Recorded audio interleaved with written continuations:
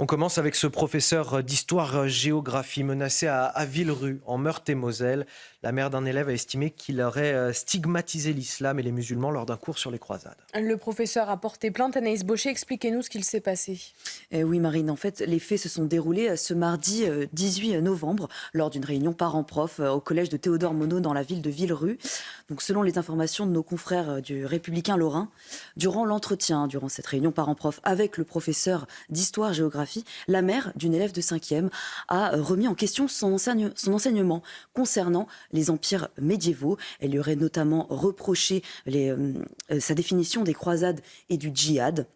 Et elle aurait affirmé que cela revenait, je cite, à stigmatiser les musulmans et l'islam. Le ton aurait commencé à monter, la parent d'élève se serait alors montrée agressive et l'enseignant aurait décidé de stopper l'entretien. La parent d'élève lui aurait alors dit « Je ne vais pas en rester là », une phrase de menace qui a conduit l'enseignant à porter plainte 2 jours plus tard. Ce vendredi, la mère de l'élève a été auditionnée par la police judiciaire et devrait aussi être entendue par les renseignements territoriaux. Une situation fermement condamnée par le syndicat national des lycées, collèges et du supérieur. Je vous propose de l'écouter. Les enseignements sont laïques, c'est-à-dire qu'un programme n'est pas défini en fonction d'une croyance particulière, mais un programme est défini en fonction d'un objet pour lequel il y a lieu d'enseigner.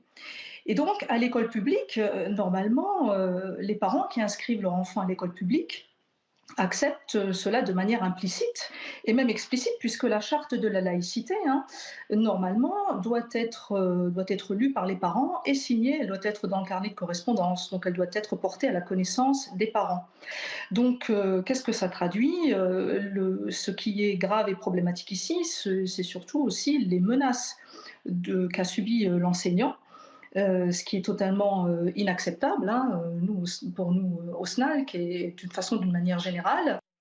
Anaïs, il semblerait que le rectorat ait pris la mesure de la situation et soutienne l'enseignant. Oui, absolument. Le rectorat a assuré que l'établissement et les services académiques avaient pris toutes les mesures nécessaires pour assurer sa sécurité et garantir le bon déroulement des enseignements. Néanmoins, le professeur a fait une demande de protection fonctionnelle à l'Académie de Nancy-Metz. Merci beaucoup Anaïs Baucher pour ces explications, histoire là aussi accablante, effarante. Quelques années après